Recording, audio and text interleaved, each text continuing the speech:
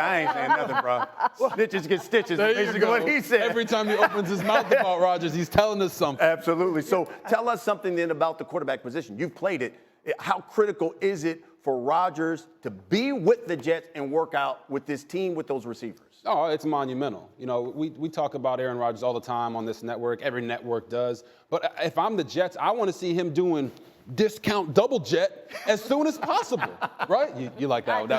She like that one. She like discount double jet. All right. But the fact of the matter is, it's more important for their team. Yeah. They're young guys. Yeah. Sauce Gardner's on game streams out there burning cheese heads, right? They're making sacrifices to the gods to get Aaron Rodgers to come to New York. Everybody in New York wants Aaron Rodgers to be there, except for Zach Wilson. He's got his own wish list. Right. Absolutely. He don't want Aaron Rodgers to be there, but for this team, Aaron Rodgers would be the compass for the young guys.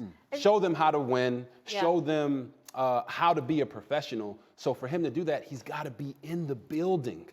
And think about this Jets locker room. You know, I spent some time in the Jets locker room during the Mike White heyday. Like, think about, and I've covered this team for a while, so I've seen from the Geno Smiths and the Sanchez and the Hackenberg and all this stuff, all these QBs that have come and gone. And last year, this was a Jets team that still had a chance to make the playoffs. Yeah. If Mike White's ribs hadn't been broken in Buffalo, this team could have had a shot at the playoffs. So when you think about this young team feeling like we have the pieces, we've got a young defense, we've got alpha guys that came from college, good programs, that don't want to hear anything about losing. Right. You have Aaron Rodgers. Now you're hearing he's going to be your quarterback. You want him to be in your building ASAP. And I think it's important for Aaron Rodgers, a guy who feels discarded and unloved and uncared for. I think he could come to Florham Park next week and feel all that love and everything. And I think everybody needs to be on the same page and get the ball rolling. So if he comes to New York, Sal, and I know you vote on Hall of Fame all the time, what attributes you think of his legacy are on the line when he becomes a Jet? I don't think his legacy is on the line. Listen, the New York Jets are not chasing the Bills. They're not chasing the Dolphins. They're not chasing the Patriots. They're chasing history. They get Aaron Rodgers in, they can reverse the course on some bad history that goes back decades. Oh, yeah. They were, and as to Kimberly's point, they were 7-10 without a quarterback last year, right? Robert Saleh's defense was top 5 in points allowed. You add Aaron Rodgers to the mix. You let Aaron Rodgers and Nathaniel Hackett run the offense. You let Robert Saleh, a brilliant young defensive mind, a great leader of young men, you let him run the defense like he did in the last couple of years with the New York Jets. That team flips the script right away. They are in the playoff conversation. They are in the conversation to win the division, to dethrone the Bills, to leapfrog over Miami, to keep the Patriots in the basement. But most important, to get back to a possible Super Bowl that they haven't seen since we put a man on the moon. You talk about gods, right? Yeah. Right? Joe Namath, the God of gods, has said, I will give you my number 12 jersey. Yeah. You can wear that, Aaron Rodgers. That's the ultimate compliment. But for Aaron Rodgers, here's the bottom line, as Kimberly said. You know what? You're not in Oz anymore. You're not in Kansas anymore. You're going from a college town, Green Bay, Wisconsin. Correct. You know it, right? It's a college town. It's all about the Packers. To the big bad apple. You see that over your shoulder. The big bad apple with all those reporters like myself, like Kimberly, asking questions every single day. It's going to be a complete adjustment. That's why, as to your point, he's got to get in the building early, Robert, to get acclimated not only to the football team, but to what goes on in Florham Park every single day. And New York radio. Yeah, there's a lot of. He's got to get used to the media market. That is true. There's a lot of new. There's a lot of new with him coming to New York. New teammates, new city. It'll be the same offense, but for Aaron Rodgers, he's got nothing to lose, I believe. He's just trying to one-up Brett Favre. That's all he's trying to do. Yeah. Their stories are so linked in him coming to New York and being able to do what Brett Favre couldn't do. Couldn't do. We've talked about how it's gone left. Aaron Rodgers is one shot of ayahuasca away from retiring and coming back with wings. We know that. So for him to come to New York and pull off a championship here, it would just put him in a different stratosphere. Oh, absolutely. As James Earl Jones said in Field of Dreams, what a story it'll make. Yeah, you're right. Welcome back to Get Up. Our next stop is Baltimore, where the Ravens applied that non-exclusive tag to Lamar Jackson, and even so, no other teams have publicly shared any interest in pursuing Jackson, who's believed to be seeking a fully guaranteed contract. Okay, guys, let's talk about this because we got to have what is the very latest with Lamar publicly, behind the scenes. What are you hearing?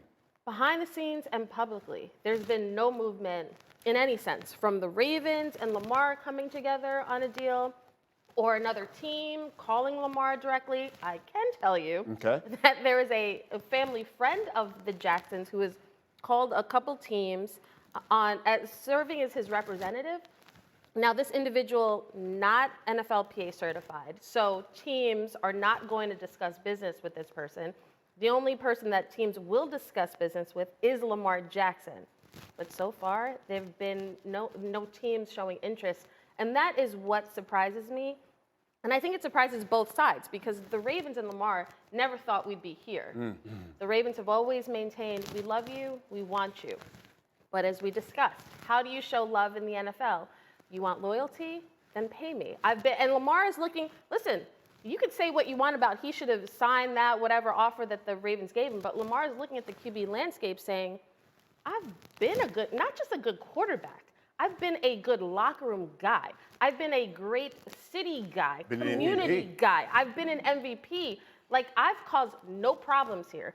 I have been literally the example of what the NFL should want to publicize. And so when you see Deshaun Watson's deal and you see Kyler Murray's deal, if you're Lamar Jackson, you're like, I've been a good dude on the field, off the field, and I still haven't got my money. I know he was your teammate, is your guy. What are you hearing in your biggest takeaway from this relationship between these two?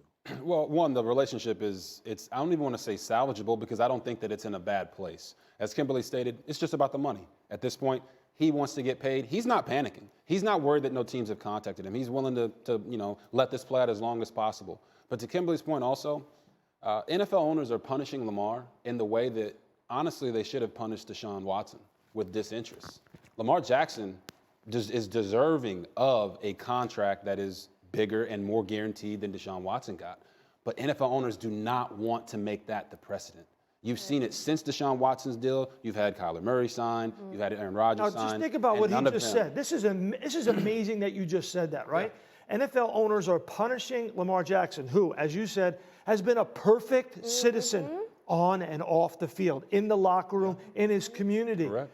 As juxtaposed with Deshaun Watson's history. Deshaun Watson gets his number, and there is a fully guaranteed contract out there that the Ravens have offered Lamar Jackson. It's just not the number of years and the amount. And that's what he is waiting for. 5 or 6 years, over $230, perhaps $250 million. So the bottom line to me is, what owner is going to break ranks, right? Yes. So this is a critical moment that we're in right now, right? Because the owners' meetings are next week. The owners are going to get together. They're all going to be talking about this at their parties, in the bar, in the meetings. What do nobody break ranks here. Yeah. You know, it's sort of soft collusion, if you want to say. Yeah, I don't know if there's a thing is called soft collusion. I think it's just collusion. Okay. But the bottom line What for can me, be proved? Yeah, You what can't can say it So definitively. which owner's going to break ranks here? They're not going to leave a paper trail to say, hey, here is what it is. But I just believe that Lamar Jackson is being unjustly punished 100%. in this situation because he is trying to take a stand for his career. But at the end of the day, the longer this goes, the spicier it's going to get. And here's the ultimate thing. NFL owners and GMs say it's all about winning. It is all about winning at the end of the day. If it's all about winning, there are a bunch of QB-needy teams that literally should be trying to sign Lamar Jackson. 100%. If it is all about winning. So clearly, that is not the only thing at play. And the Ravens are 3-8 without Lamar Jackson as the quarterback. So if it's all about winning and it's all about the Baltimore community and what he means. Right. And you made a great point. It's important for the NFL, for Lamar Jackson to be in Baltimore. Baltimore's not a big market. If he goes to another city that is a big market, you're just adding something that's already there, really, like New England or New York. So, I mean, it's important for Lamar Jackson to be there. Top 5 quarterbacks in the AFC, RG3. Walk us through them. Yes, okay. Let's go ahead and get it over with. Number one, Patrick Mahomes. Okay. Okay. He's the best quarterback in the league. Obvious. Right. He just won a Super Bowl in a rebuilding year. Okay. On a bad ankle. Yep. When some people at this network said he wouldn't even make the playoffs. Wow. So that's Patrick Mahomes. Okay. Number 2, we're going with Josh Allen. Okay. All right. He is Superman. Yeah. He wears the cape sometimes too much, but he's got a big arm. He can get it done with his arm and his legs, and he plays like every play is his last. I think the Bills are very lucky to have him, and they'll have him for the next 10 years. Absolutely. Plus. Number 3. This might shock some people. Okay. But it's Lamar Jackson. Whoa. Okay? Lamar Whoa. Jackson. All right? Okay. He's the only quarterback in the league that can do what he does. He can beat you from the pocket, and when he has the ball in his hands as a runner, he's the most dynamic playmaker in the entire NFL. You almost never hear that from the quarterback position, maybe even since a guy like Michael Vick. But Lamar Jackson, and it's not just when he's healthy, it's when everyone around him isn't healthy. He can still help you win games, just like in 2021 when he had the Ravens as the number 1 seed going into week 12. Okay. All right. Number 4. All right. Here we go. Who are we going with? Wow. Joe Shiesty. Okay. Joe Cool. Yeah. Some people might be upset that he's not higher. Right. I do believe that his ability to adapt his game week to week is what makes him so special. His mobility is actually undervalued, but I couldn't put him any higher on this list. And my 5th guy is Aaron Rodgers. Really? Aaron. Okay. All right? Everyone wants to tell you that this man fell off a cliff last year, okay? But his off year was 3,695 yards, 26 touchdowns, and 12 interceptions. Now, I watched every snap that he played, and he had some uncharacteristic mistakes and misses that we're not used to. But the Giants just paid a man $82 million over the next 2 years for 15 touchdown passes. So Aaron Rodgers, 1 year removed from being a back-to-back MVP, he does not get pushed off of this list. Now, I know there's some people out there wondering. I got some questions for you, RG3. Got some questions? Because Let's ask them. we got to bring Sal Powell. We got to be Kmart right in here who have questions. Here's I just got a couple of things I just say. I don't see Justin Herbert here. No, Justin Herbert. I don't see here. Right. And we've been talking, it seems like, ad nauseum all week about Jalen Hurts. I don't even see Jalen Hurts, and you guys are trying to tell me with Look, Okay, I'll give you that. I'll give you that. AFC. But and people have said that when this guy comes over, he wouldn't even be like top 8 in the AFC. And I'm saying I disagree with that. Okay. All right, it was really, go ahead, Kim, go ahead. No, because this is, I'm not doing this is perfect. I'm not doing It's a this perfect with list, you. and it's not fluid. Because I have watched Joe Burrow go to Buffalo and beat this man. So Burrow, to me, should be 2. That's a team, though. That's not a quarterback. Quarterbacks don't play each other. Sir. Quarterbacks don't play each other. Sir. Ma'am. You're really telling me that you... I've literally watched Joe Burrow in a Super Bowl. Oh, I have. Right?